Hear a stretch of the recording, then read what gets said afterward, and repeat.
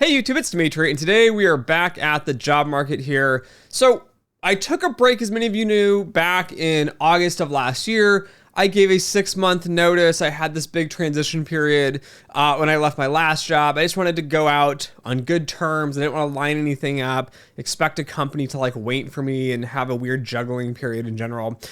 But really, I wanted to take time to knock out a ton of projects that were just piling up on my back.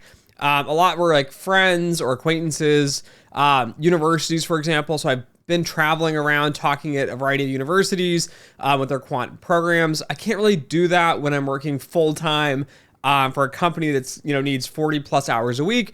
And because of that, I decided, okay, I'm just gonna take this big break here, focus on a few different pieces. Again, going and doing these sort of conferences, talking to schools, universities. I have a few more in the backlog. I'm trying to get out the door as fast as possible. And I did some consulting for an academic institution. I think the results were great. And we've kind of got some of these big projects, I think, out of the way that have been on my mind of things that I just personally need to get done. I need to help a few people with some things and get all that done here.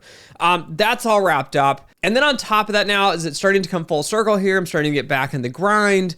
I've had a lot of time as well to call up personal friends and old acquaintances and see what's going on, which again, I haven't had a lot of time to do when I was working.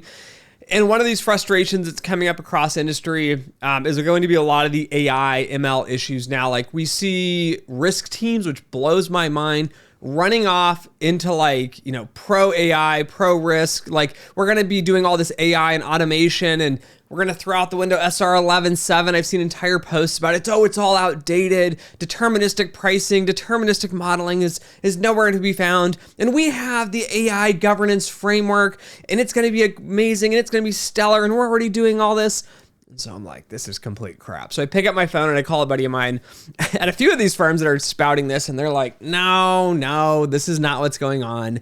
There's a lot of marketing ploys. There's a lot of hype. There's a lot of fluff. But to my surprise, I feel like it's misleading a lot of the industry down a bad path. I don't think there's a lot of robust risk management happening.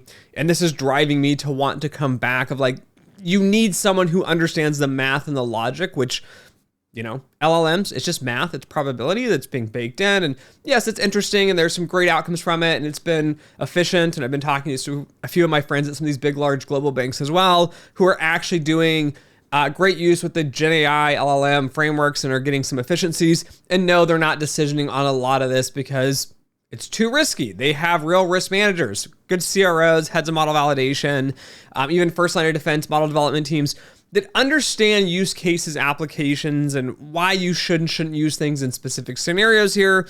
But this is really triggering me to get back into the industry. I feel like there is this need and firms are not quite sure what to do, but having the math and the quant foundation is part of this.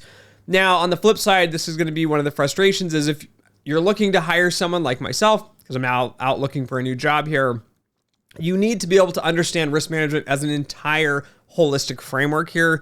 And unfortunately, as I search the job postings, this seems not to be what is out there for most small firms.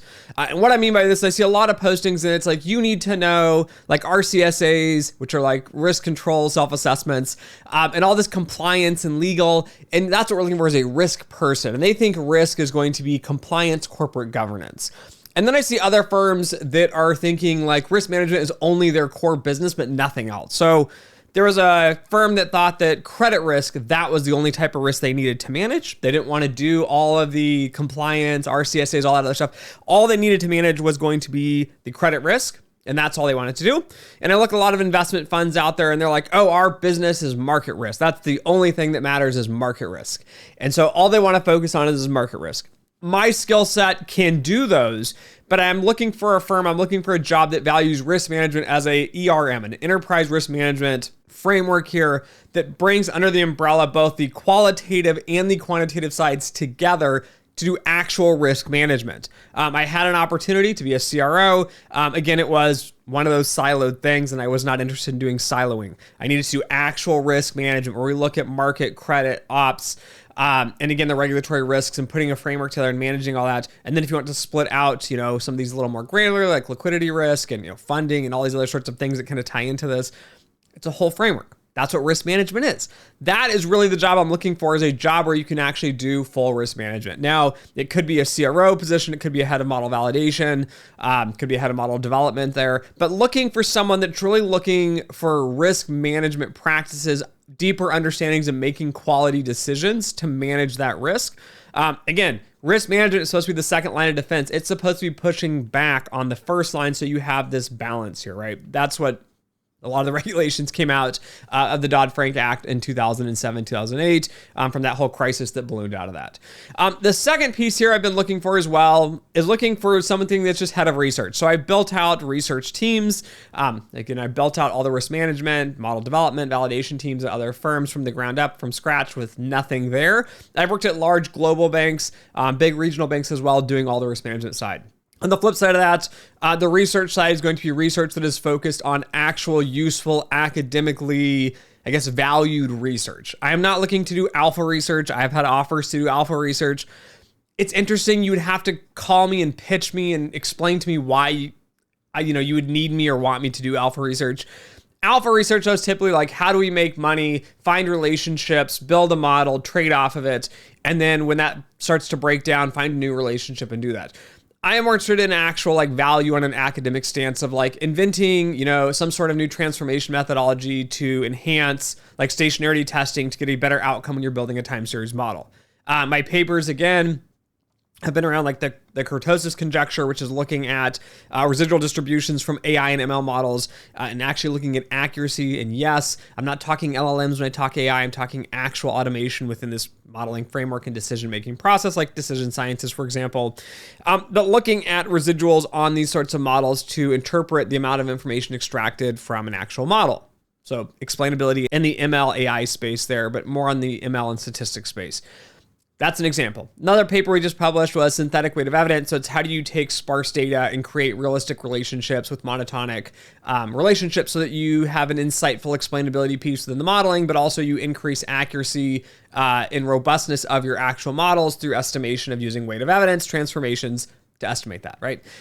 Again, if you want to read more about these, you can go look at the papers, but research-wise, I'm only interested in working as a head of research or researching for a company as a researcher, doing actual rigorous academic research on time series and explainability within the machine learning space. Those are kind of my core topics I focus a lot on. That's what I really enjoy doing there. So I'm back on the job market. I feel like there's a huge need. The more I talk to people, I miss the stability as well. I miss the team. I look around here and it's quiet. It's just me. And I have a few awesome guests on the podcast here from time to time.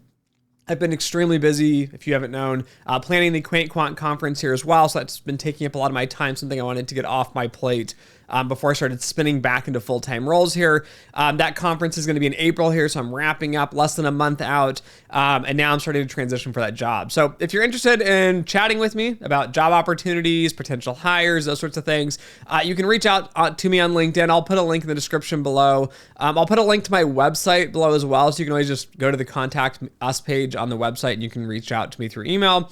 But anyways, thanks for listening, thanks for watching, and as always, until next time.